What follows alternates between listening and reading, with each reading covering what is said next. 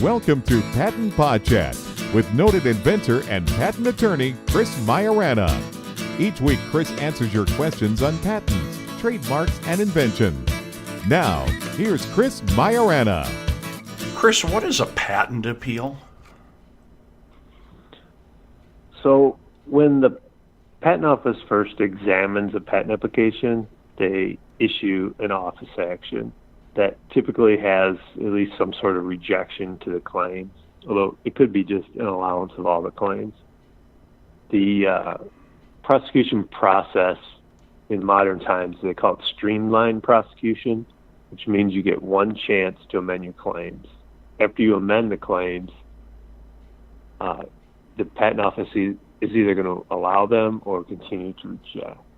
If they send a rejection, then that's typically marked final, and then you have the chance to appeal at that point. So you don't have to appeal, but you have a chance to appeal. So what is a brief? So a brief is typically an appeal brief that's filed as part of your appeal process. So it's a long document that itemizes all of what the applicant believes are the flaws in the patent examiner's positions. Okay, content, what's that? Yeah, so the content of the brief, it's divided into multiple sections. You have to talk about what your pending claims are. You have to note what the rejections outstanding on the record are, and then you make your arguments of why you think your claims are patentable. Ultimately, most of what we do as a patent attorney gets back to trying to make arguments why your claims are patentable over the art. So when you go to an appeal, you're basically stepping it up to the next level. So you made arguments with the examiner, he didn't agree with them for one reason or another, and you're taking it up to the next level. So that's going to go to the patent board. Any other options? You don't have to appeal. You could amend your claims again, or you could, you can always abandon your claims as well. But the question is you either amend again or you appeal. So if you think you already amended your claims enough, or you just don't want to amend your claims because you think they're already patentable over the art of record, then, and the patent examiner doesn't agree, then you can go on to an appeal. Okay, so when do you decide whether to appeal? Yeah, that's an interesting question because you really have to take one step back on when you're going to decide that.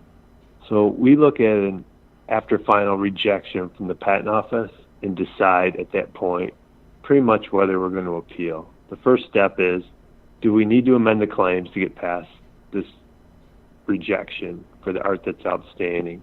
If you don't need to amend the claims, then you're going to argue only in that after final rejection, but that is making a commitment to go to an appeal. So if the patent examiner doesn't agree with you, you don't really have the choice to go back to an RCE at that point because you haven't made a claim change. So the Patent Office changed the system that the examiners use. They get these, they call them a count. So the patent examiner gets a count for sending out the initial search and another count for finalizing the case. So in the old days, the examiner didn't get his final count until after the appeal was over. So he had a little bit more leverage. So now they get a count for filing their examiner's answer. So it makes it easier for them to basically make their quota. When I say count, that's not the same thing as a count in a patent interference. A count, in this sense, is the examiner's internal quota system. He has to get so many counts per pay period and per quarter and per year. Okay. In an interference, the count is the conflicting subject matter between the two, either the issued patent and the competing application. Okay, and I've heard that appeals are difficult to win, but you win most of them. So why is that? I think it's because we select which cases carefully that we're going to appeal. So we're looking for a case that the examiner made somewhat of an unreasonable argument or didn't adapt his argument to the new facts in the case. And it just seems like the examiner's being unreasonable. So some cases will do a second round of amending or maybe even a third round of amending, especially if there's new art that's come up.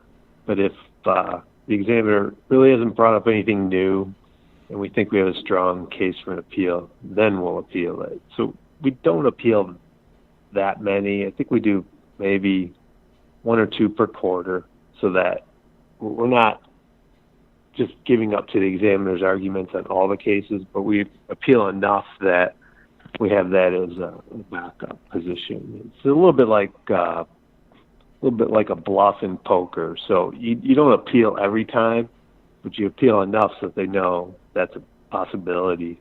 And in general, the examiners don't like appeals because that's someone else looking over their shoulder, and if they lose, it's potentially a mark on their credibility.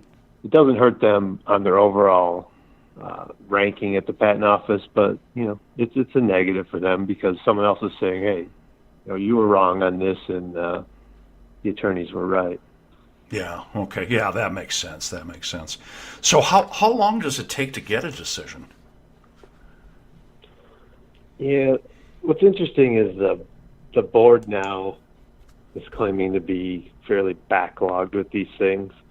So a few years ago, they hired a bunch of new attorneys at the board level, and then the examining attorneys tend to, patent examiners and the attorneys working with them tended to push more cases to the board, and the pendulum has kind of shifted, and this happens a lot. The pendulum shifts back and forth. So in this case now, the board is busy, so they've turned around and raised the maintenance fees so that they can hire more people at the board to cut down on this perceived backlog.